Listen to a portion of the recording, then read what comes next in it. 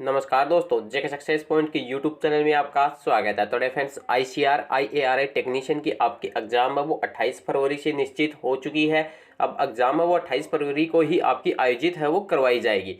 तो उसी के लिए हम जो सोशल साइंस है उसकी क्लासेज है वो कर रहे थे। तो आज हम उसमें लोकतांत्रिक जो अधिकार दिए गए हैं, डेमोक्रेटिक राइट्स, उस टॉपिक को हम पढ़ने वाले हैं। ये हमारा जो डेमोक्रेटिक पॉलिटिक्स वाला जो टॉपिक है उसी के अंतर्गत आता है। तो इसमें जितने भी इंपॉर्टेंट क्वेश्चंस बनेंगे उन सभी को आज की इस वीडियो में हम डिस्कस करेंगे। सभी क्वेश्चंस है वो आपके एग्जाम्स की दृष्टि से बहुत इंपॉर्टेंट रहेंगे। सारे के सारे क्वेश्चंस है वो आपके 10th बेस पे और NCERT के बुक से ही लिए गए हैं। तो इन सभी क्वेश्चंस को देखना आपके लिए बहुत जरूरी है। तो इन सभी क्वेश्चंस को हमने इसी के लिए एग्जाम की दृष्टि से बहुत ही इंपॉर्टेंट जितने भी क्वेश्चंस थे उन सभी को पुटअप किया है। तो आज की इस क्लास में हम इन्हीं क्वेश्चंस को डिस्कस करने वाले हैं। तो आप क्लास को पूरा जरूर देखिएगा क्योंकि सभी क्वेश्चंस एग्जाम में आने लायक क्वेश्चंस हैं। तो आज की इस क्लास को शुरू करते हैं। तो फ्रेंड्स, आज का हमारा इसमें फर्स्ट क्वेश्चन है, निम्नलिखित में से कौन सा अधिकार मौलिक अधिकारों के अंतर्गत नहीं है। तो ये हमें बताना है कि कौन सा जो फंडामेंटल राइट्स है जिसको हटा दिया गया है, मतलब जो मौलिक अधिकारों की श्रेणी में नहीं आता है वर्तमान में, तो वो कौन सा हो जाएगा। ये आप सभी को पता होगा, जो संपत्ति का जो अधिकार दिया जाता था, राइट टू प्रॉपर्टी। पहले हमें जो 7 मौलिक अधिकार है वो दिए गए थे, बाद में जो संपत्ति का अधिकार है उसको हटा दिया गया। कौन से संविधान संशोधन से इसको हटाया गया था? वो 44वां जो संविधान संशोधन हुआ था। कब हुआ था? ये 1978 में जो 44वां संविधान संशोधन हुआ था उसमें इसको जो संपत्ति का अधिकार है उसको हटा दिया गया था और उसको एक विधिक अधिकार या फिर संवैधानिक अधिकार है वो बना दिया गया था। और इसको अनुच्छेद 300A के अंतर्गत इसको शामिल कर लिया गया था। तो कौन से अधिकार को हटा दिया गया था? वो संपत्ति का अधिकार है, वो इसमें सही जवाब हमारा हो जाएगा। नेक्स्ट क्वेश्चन है, डॉक्टर अंबेडकर ने किस अधिकार को हमारे संविधान का हृदय और आत्मा कहा था? तो डॉक्टर भीमराव अंबेडकर ने हमारे जो अधिकार हैं, मौलिक अधिकार, उनमें से कौन से मौलिक अधिकार को हमारे संविधान का जो आत्मा और क्या कहा था, हृदय नाम दिया था? तो वो किसको दिया था? वो दिया था संवैधानिक जो उपचारों का जो अधिकार दिया गया है, राइट टू कॉन्स्टिट्यूशनल रिमेडियल्स का जो अधिकार दिया गया है, हमें संवैधानिक उपचारों का जो अधिकार दिया गया है उसको उन्होंने संविधान की आत्मा या हृदय कहा था। ये अनुच्छेद किसके अंतर्गत आता है? अनुच्छेद 32 के अंतर्गत ये जो अधिकार है, संवैधानिक उपचारों का अधिकार, ये शामिल है। इसमें जो पीड़ित नागरिक या फिर कोई भी व्यक्ति है तो वो अपने अधिकारों की रक्षा के लिए हाई कोर्ट या सुप्रीम कोर्ट का दरवाजा है वो खटखटा सकता है। तो ये इसलिए इसको इम्पोर्टेंट या ज्यादा मान्यता है वो दी गई है। तो ऑप्शन बी है वो हमारा इसमें सही जवाब हो जाएगा।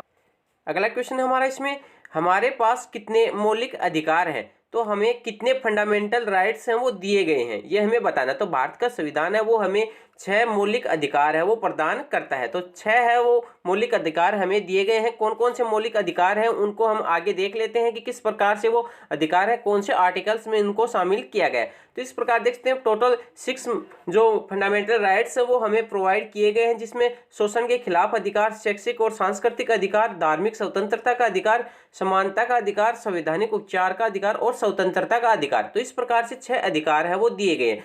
तो इन 6 अधिकारों में जो कौन कौन से आर्टिकल्स में है, तो समानता का जो अधिकार, इक्विलिटी का जो हमें राइट्स दिया गया है वो 14 से 18 के अंतर्गत इसका विवरण है वो दे रखा है। वहीं जो फ्रीडम का जो अधिकार दिया गया है, स्वतंत्रता का अधिकार, वो अनुच्छेद 19 से लेकर 22 के अंतर्गत है, जिसमें 19 एक या क के अनुसार सभी नागरिकों व्यक्तियों की स्वतंत्रता का अधिकार होगा। वहीं जो भारत के संविधान के अनुच्छेद 21 के तहत एक मौलिक अधिकार के रूप में जीवन का अधिकार और व्यक्तिगत स्वतंत्रता प्रदान है वो की जाएगी। नेक्स्ट इसमें शोषण के खिलाफ अधिकार है वो अनुच्छेद 23 से और 24 में है। धर्म की स्वतंत्रता का अधिकार है वो अनुच्छेद 25 से लेकर 28 में है। वहीं सांस्कृतिक और शैक्षिक अधिकार अनुच्छेद 29-30 में है और संवैधानिक उपचार का अधिकार है वो अनुच्छेद 32 में है। तो इस प्रकार से टोटल 6 मौलिक अधिकार है, फंडामेंटल राइट्स है, कौन कौन से अनुच्छेद में है वो आप इसमें देख सकते हैं किस प्रकार से हैं। नेक्स्ट क्वेश्चन हमारा इसमें, व्यक्ति के विकास में सबसे ज्यादा आवश्यक है, कोई भी व्यक्ति है, पर्सन है, तो उसके ज्यादा से ज्यादा डेवलपमेंट के लिए क्या चीज है वो इम्पोर्टेंट है? तो उसके डेवलपमेंट के लिए उसके जो मौलिक अधिकार होते हैं वो अधिक आवश्यक होते हैं। उसके फंडामेंटल राइट्स, उसके मौलिक अधिकार है वो ज्यादा इंपॉर्टेंट्स होते हैं। तो ऑप्शन बी है वो हमारा इसमें सही जवाब हो जाएगा। नेक्स्ट क्वेश्चन को देखते हैं। इसमें 5th नंबर क्वेश्चन हमारा, निम्नलिखित में से कौन सी स्वतंत्रता भारतीय नागरिक को उपलब्ध नहीं है। तो मतलब कौन सी स्वतंत्रता या फ्रीडम है जो भारत के नागरिकों को उपलब्ध नहीं है। चार ऑप्शनों में से देखकर हमें बताना है। तो कौन सी हो जाएगी, सशस्त्र विद्रोह में भाग लेने की स्वतंत्रता, तो यही स्वतंत्रता है वो भारत के नागरिकों को प्रदान नहीं की गई है। सरकार की आलोचना करने की भी आज़ादी हमें दी गई है, वहीं देश के किसी भी हिस्से में रहने की भी आज़ादी दी गई है। तो ये दोनों आज़ादी तो हमें दी गई है, परंतु ये जो freedom to participate in armed rebellion मतलब सशस्त्र विद्रोह में भाग लेने की स्वतंत्रता है वो हमें नहीं दी गई। तो ऑप्शन ए है वो हमारा इसमें सही जवाब हो जाएगा। नेक्स्ट क्वेश्चन को देखते हैं। हमारा नेक्स्ट क्वेश्चन है हमारा इसमें, इनमें से किस उद्योग में बच्चों को काम करने से रोकने के लिए कानून बनाए गए हैं। तो कौन से उद्योग में बच्चों को काम करने से रोकने के लिए कानून बनाए गए हैं, तो वो कौन सा हो जाएगा, वो बीड़ी बनाना, पटाखे और माचिस, छपाई और रंगाई। तो ये उपयुक्त सभी, तो इन सभी जो उद्योग हैं या फिर काम धंधे हैं उनमें हम 14 साल तक के बच्चों को काम पर नहीं लगा सकते। तो ऐसा कानून है वो बनाया गया है।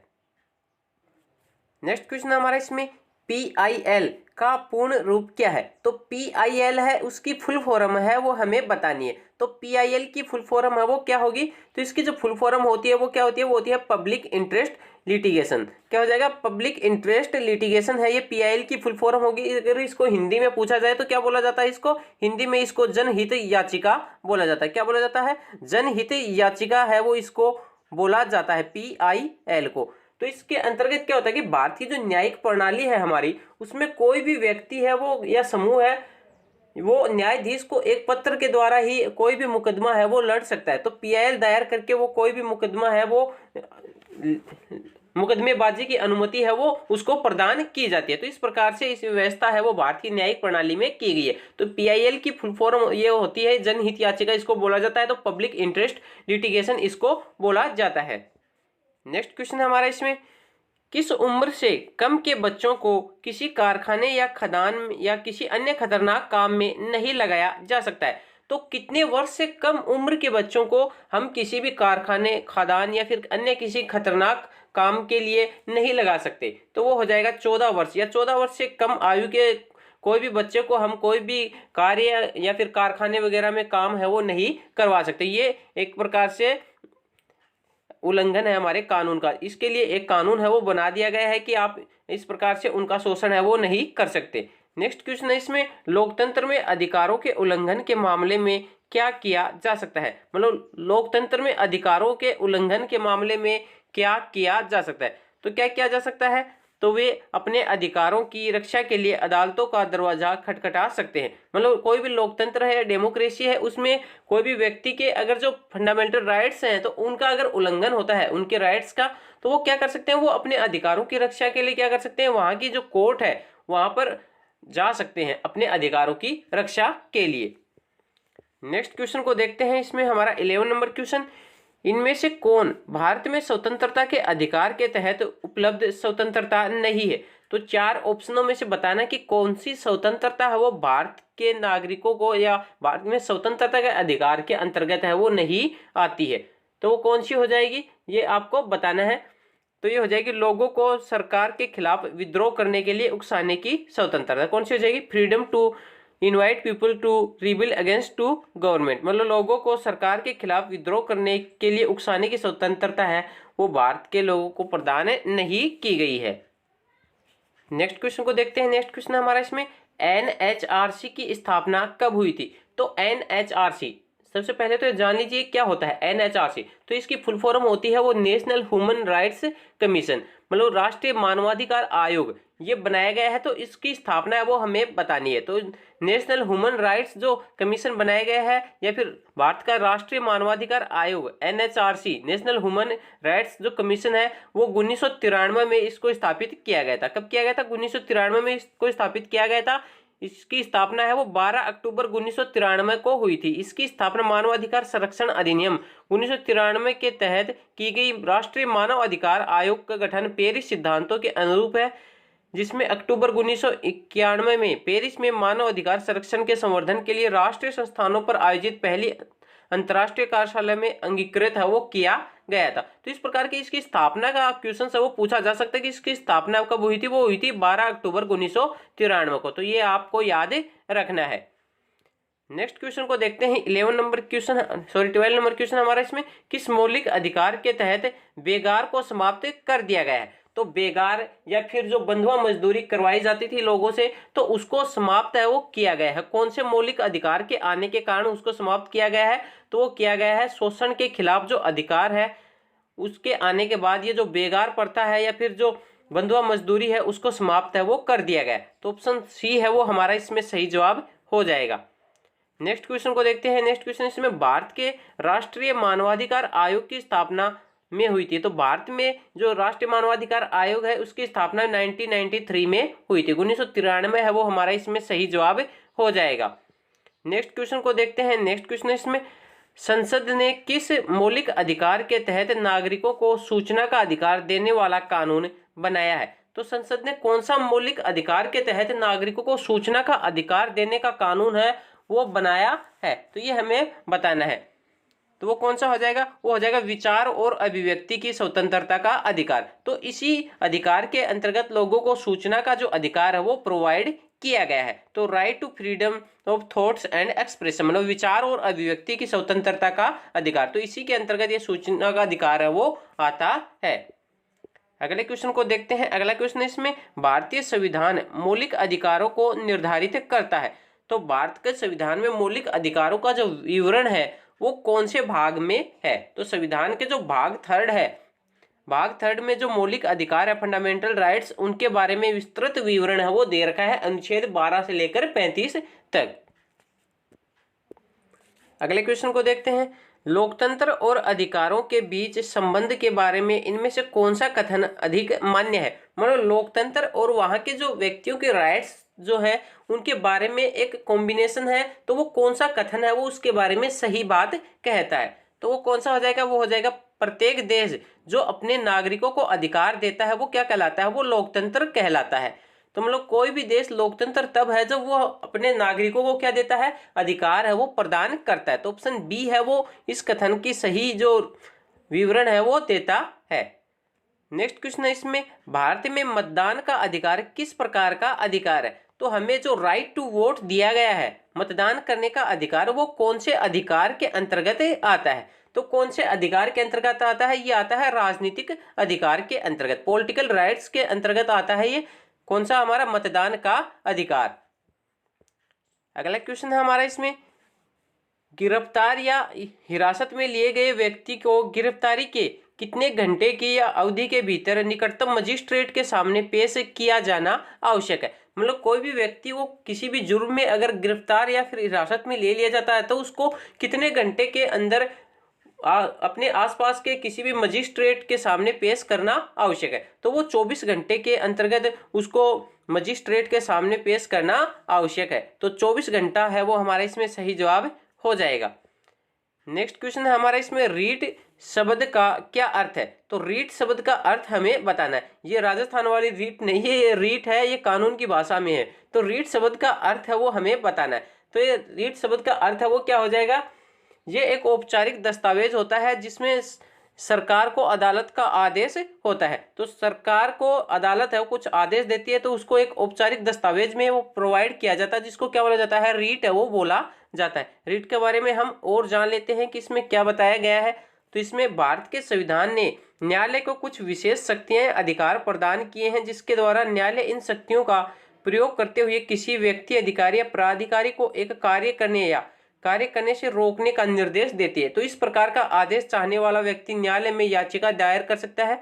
इस याचिका को ही रीट के नाम से जाना जाता है। तो न्यायालय है वो 5 प्रकार की रीट है वो जारी कर सकता है। ये बात भी आपको पता होनी चाहिए। वैसे तो पॉलिटिकल का पार्ट सब अगर आप जीके पढ़ेंगे पॉलिटिकल में तब ये चीजें है वो आती है, परंतु इसमें भी हम पढ़ लेते हैं कि न्यायालय है या कोई भी कोर्ट्स है वो 5 प्रकार की रीट है वो जारी करता है। कौन कौन सी, बंदी प्रत्यक्षीकरण, नेक्स्ट इसमें परमादेश, उत्प्रेषण, निषेधाज्ञा और अधिकार परीक्षा। तो इस प्रकार से 5 प्रकार की रीट है वो कोर्ट है वो जारी करता है। तो ये आपको पता होना चाहिए। नेक्स्ट क्वेश्चन है हमारे इसमें नागरिक अधिकार व्यक्ति को दिए जाते हैं। कोई भी व्यक्ति या फिर नागरिक है, सिटीजन है, तो उसको जो सिविल राइट्स होते हैं तो वो कौन देता है, तो वो उनको वो राज्य है वो प्रदान करता है। तो वो संदर्भित राज्य जिसमें व्यक्ति निवास करता है तो वो उसको नागरिक अधिकार या सिविल राइट्स है वो प्रोवाइड करता है। नेक्स्ट क्वेश्चन है इसमें हमारा, इसमें सऊदी अरब में महिलाओं की स्थिति क्या है। तो सऊदी अरबिया है उसमें महिलाओं की स्थिति के बारे में पूछा है। तो उसमें महिलाओं की स्थिति है वो किस प्रकार से है। तो महिलाओं के को कई सार्वजनिक प्रतिबंधों के अधीन है वो रखा जाता है। तो महिलाओं पर कई प्रकार के प्रतिबंध है वो सऊदी अरबिया में रखे जाते हैं। तो ऑप्शन सी है वो हमारा इसमें सही जवाब रहने वाला है।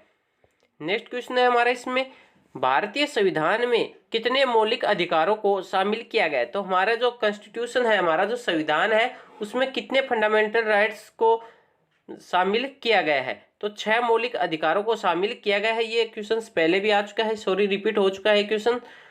नेक्स्ट क्वेश्चन है इसमें, धर्म की स्वतंत्रता से इनकार करने वाला देश है। तो कौन सा देश है जिसने धर्म की स्वतंत्रता से मतलब क्या कर दिया है, इनकार कर दिया है, मतलब वहां पर धर्म की कोई स्वतंत्रता है वो नहीं है। तो वो कौन सा हो जाएगा, वो सऊदी अरब हो जाएगा। कौन सी हो जाएगा, सऊदी अरब में धर्म की स्वतंत्रता है वो लोगों को प्रदान नहीं की गई है।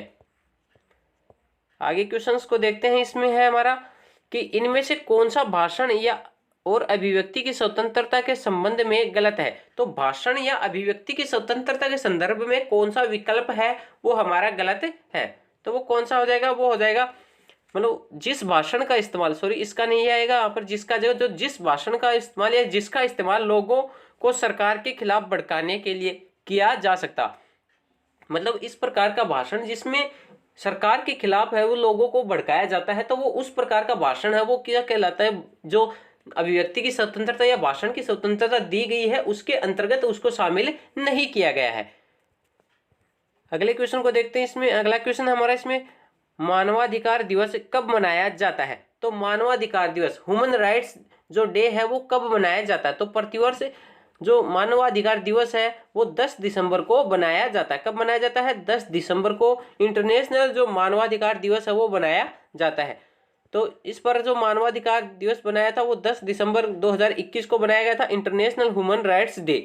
तो इस मानवाधिकार 2021 की थीम क्या थी, असमानताओं को कम करना और मानव अधिकारों को आगे बढ़ाना है। तो इस वर्ष का विषय समानता और यूडीएचआर के अनुच्छेद 1 से संबंधित है, जिसमें मुताबिक सभी मनुष्य स्वतंत्र हैं और सम्मान और अधिकारों के मामले में एक समान है। तो ये इस प्रकार इसकी थीम है वो रही थी। 10 दिसंबर को प्रतिवर्ष इंटरनेशनल ह्यूमन राइट्स डे है वो बनाया जाता है। नेक्स्ट क्वेश्चन है हमारा इसमें 26 नंबर क्वेश्चन, संवैधानिक उपचार के अधिकारों को संविधान का हृदय और आत्मा किसने कहा। तो संवैधानिक उपचारों का जो अधिकार है उसको भीमराव अंबेडकर ने ही संविधान का हृदय और आत्मा है वो नाम दिया था। नेक्स्ट क्वेश्चन है हमारे इसमें, निम्नलिखित में से किस अनुच्छेद के तहत भारतीय संविधान नागरिकों को मौलिक अधिकारों की गारंटी देता है। तो कौन से अनुच्छेद के अंतर्गत भारतीय संविधान में नागरिकों के मौलिक अधिकारों का विवरण है या फिर उनकी गारंटी के बारे में बताया गया है। तो वो आर्टिकल 12 से लेकर 35 के बीच में इनका फंडामेंटल राइट्स है उनका विवरण है वो संपूर्ण है वो दे रखा है। नेक्स्ट क्वेश्चन है इसमें 28 नंबर क्वेश्चन, संयुक्त राष्ट्र ने कब मानवाधिकारों की सार्वभौम घोषणा पत्र को अपनाया था। तो संयुक्त राष्ट्र ने कब मानवाधिकारों के सार्वभौम घोषणा पत्र को अपनाया था। तो वो अपनाया था, कब अपनाया था ये आपको पता होना चाहिए, 1948 में इसको संयुक्त राष्ट्र ने अपनाया था। अगले क्वेश्चन को देखते हैं। अगला क्वेश्चन है 29 क्वेश्चन हमारा इसमें, संविधान में वर्णित शोषण के रूपों में से एक यातायात है, इसका क्या मतलब है। तो संविधान के शोषण में संविधान में वर्णित शोषण के रूपों में जो ट्रैफिक्स बताया गया है वो क्या बताया गया है, इंसानों को खरीदना और बेचना। क्या हो जाएगा ये एक ट्रैफिक्स है। तो इसमें संविधान में इंसानों को खरीदना और बेचना, तो ये संविधान में वर्णित शोषण के रूप में इसको माना गया है। मतलब व्यक्तियों को जो खरीद फरोख्त की जाती है, बेचा जाता खरीदा जाता है, तो उसको क्या बोला जाता है, एक यातायात के रूप में इसको माना जाता है। नेक्स्ट क्वेश्चन है इसमें 30 नंबर क्वेश्चन हमारा, शिक्षा का अधिकार के अंतर्गत कितने वर्ष तक के बच्चों को निःशुल्क शिक्षा का प्रावधान है। तो शिक्षा के अधिकार जो हमें दिया गया है तो उसके अंतर्गत कितने वर्ष तक के बच्चों को निःशुल्क शिक्षा का प्रावधान किया गया है, वो किया गया है 6 से 14 वर्ष तक के बच्चों को निःशुल्क और अनिवार्य शिक्षा का जो प्रावधान है वो किया गया। तो ऑप्शन बी है वो हमारा इसमें सही जवाब हो जाएगा। तो डियर फ्रेंड्स ये थे आज के हमारे 30 मोस्ट इंपोर्टेंट क्वेश्चंस जो डेमोक्रेटिक पॉलिटिक्स हमारी चल रही थी, उसी में हमारा टॉपिक है ये डेमोक्रेटिक राइट्स। तो उससे संबंधित कुछ क्वेश्चंस थे। आशा करते हैं आपको वीडियो पसंद आए। वीडियो पसंद आए तो प्लीज वीडियो को लाइक करें, कमेंट करें, अपने फ्रेंड्स में शेयर जरूर करें और साथ ही हमारा जो टेलीग्राम चैनल है उसको भी ज्वाइन कर ले, वहां पर इसकी PDF है वो आपको मिल जाएगी। चैनल पहली बार आए तो चैनल को सब्सक्राइब जरूर करें। धन्यवाद।